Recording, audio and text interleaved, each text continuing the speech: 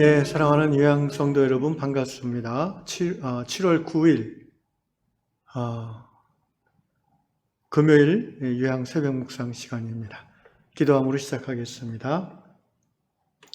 고마우신 하나님 아버지, 오늘 하루도 우리를 살아있게 하셔서 우리의 육체와 우리의 영혼이 하나님을 뵙게 해주시니 감사합니다. 예수를 알고 예수를 믿고 예수를 사랑하여 예수의 주시는 힘으로 이 세상 오늘 하루도 살아가도록 인도하여 주시옵소서. 우리 요양공동체 모든 성도들의 이 땅에서의 남은 그 삶들이 예수의 꿈, 예수의 뜻을 이루어드리는 삶으로 조금씩 날마다 정렬되고 맞춰질 수 있도록 오늘 이 아침에도 예배 가운데 은혜를 부어 주시옵소서. 예수 그리스도 이름으로 기도합니다. 아멘. 주께 엎드려 경배드립니다. 함께 찬양하겠습니다. 주께와 엎드려 경배드립니다. 주 계신 곳에 기쁨 가득 무엇과도 누구와도 바꿀 수 없네. 예배드리니 기쁨 됩니다. 그렇습니다. 무엇과도 누구와도 바꿀 수 없네. 예배드리니 기쁨 됩니다.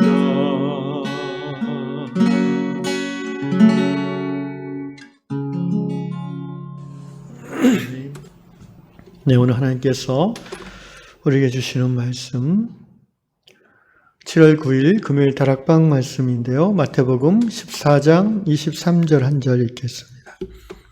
마태복음 14장 23절 한 절 말씀입니다.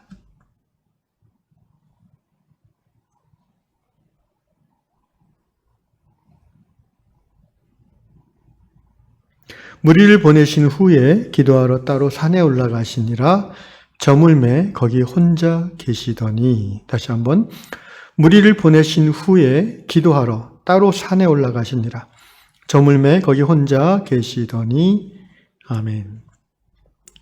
오늘 다락방 말씀은 7월 9일 말씀이 아니고 7월 11일 주일 일요일 말씀으로 대신하도록 하겠습니다. 내용은 이렇습니다. 미국 웨스트 버지니아에 사시는 스테이시 자매님의 이야기인데요. 자매님은 엄마로서 또 풀타임 잡을 갖고 있는 직장인으로서 아주 바쁘게 살아가시는 오늘 우리 중에 어떤 분들과 같은 그런 삶을 살고 있습니다. 어느 날 자매님이 집에서 밀가루와 이스트 그리고 물과 소금을 재료로 빵을 만들려고 했습니다. 이스트를 넣고 1시간 정도 발효시켜야 적당한데 그 발효되는 동안 이런저런 집안일을 하다 보니까 90분이나 지나버렸고요. 결국 그 사실을 알고 부엌으로 갔을 때는 밀가루가 용기 밖으로 빠져나올 정도로 이렇게 너무 많이 발효가 되어버렸습니다. 그렇지만 자매님은 어떻게 버릴 수도 없고 그래서 그냥 오븐에 넣고 구웠는데 마침내 오븐을 열고 보니까 노릇노릇한 아주 냄새가 좋은 빵이 완성이 됐어요. 그래가지고 기뻐했는데 그래서 빵을 자르려고 잘라보니까 겉은 노릇노릇하고 구수했는데 속은 텅 빈 빵이 나왔다고 합니다. 그러면서 스테이시 자매님은 그 바쁘다는 것, 그것이 얼마나 우리의 일상 속에서 실수를 하게 하는지에 대한 이야기를 했습니다. 우리 자매님의 글은 오늘 우리에게도 똑같이 공감을 자아내는 글입니다. 분주함, 분주함은 때로 우리를 산만하게 만들고 일상생활 속에서 실수하게 합니다. 무엇보다도 너무 바쁘게 사는 것은 영적으로 굉장히 좋지 않습니다. 영적인 삶을 망치게 됩니다. 한자로 이제 바쁘다는 의미가 바쁠 망자가 있습니다. 왼쪽에 마음 심자를 쓰고 그 옆에 이 망할 망자를 쓰면 이게 바쁠 망자예요. 공사다망하다 할 때 그런 망자입니다. 그런데 이 망자, 이 마음 심자를 망자 밑에 두면은 무슨 글자가 되시는지 아십니까? 이렇게 이것도 망자인데 잊을 망자가 됩니다. 우리가 이 한문을 통해서 한문자를 통해서 알 수 있는 깨달음이 있다면 이 마음이 너무 바쁘면 정말 중요한 것을 잊게 된다는 것입니다.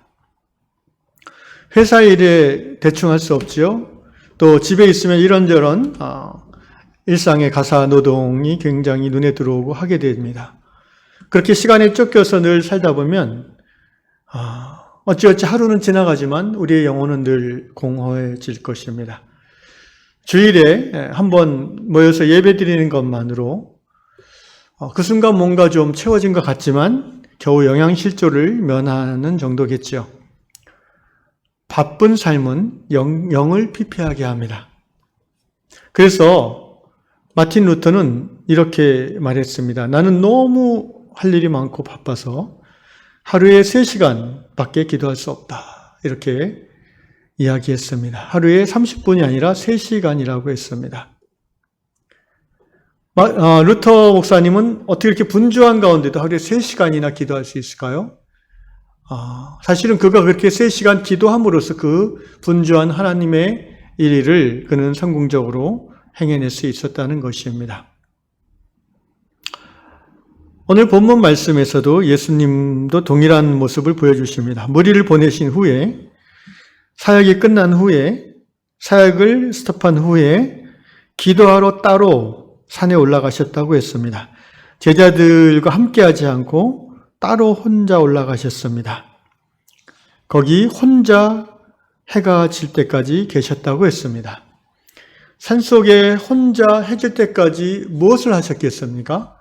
네, 하나님을 만나는 시간을 의도적으로 가져야 되는 것입니다. 예수님도 그렇게 하셨는데 하물며 우리들이 일상의 분주함 속에서 하나님을 만나는 그 시간에 우선순위를 두지 않는다면 우리의 영성 생활은 금방 흐트러지고 엉망이 될 것입니다.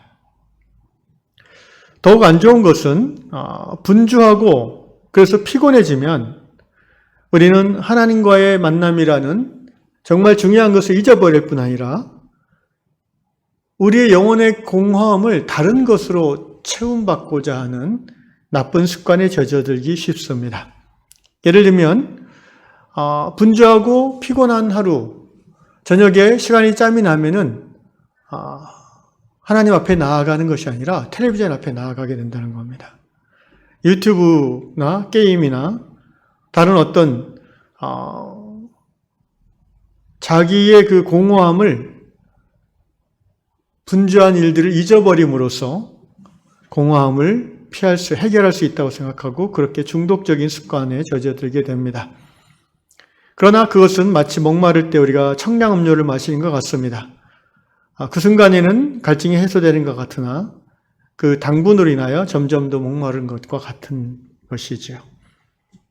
우리의 영적인 공허함을 하나님 앞에서 해결받지 않고 세상 것으로 해결받으려고 할 때에 우리의 영혼은 더욱 피폐해질 수밖에 없습니다. 그렇게 한 주간을 대충 살다가 이제 주일에 하나님 앞에 나옴으로 뭔가 좀 회복되는 것 같고 다시 질서가 잡히는 것 같지만 그것은 정말 잠시뿐이지요. 근본적으로 일주일 중에 주중에 6일의 삶에서 영적 기초가 잡혀있지 않는 삶은 주일 하루만 가지고는 도무지 회복될 수 없는 것입니다.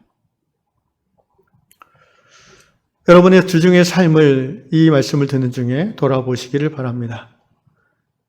여러분은 일하고 또 가정을 섬기고 또 교회를 봉사하는 그 모든 분주함으로 인하여 정말 중요한 것, 하나님 앞에 예배드림을 잊어버리지는 않으셨는지요?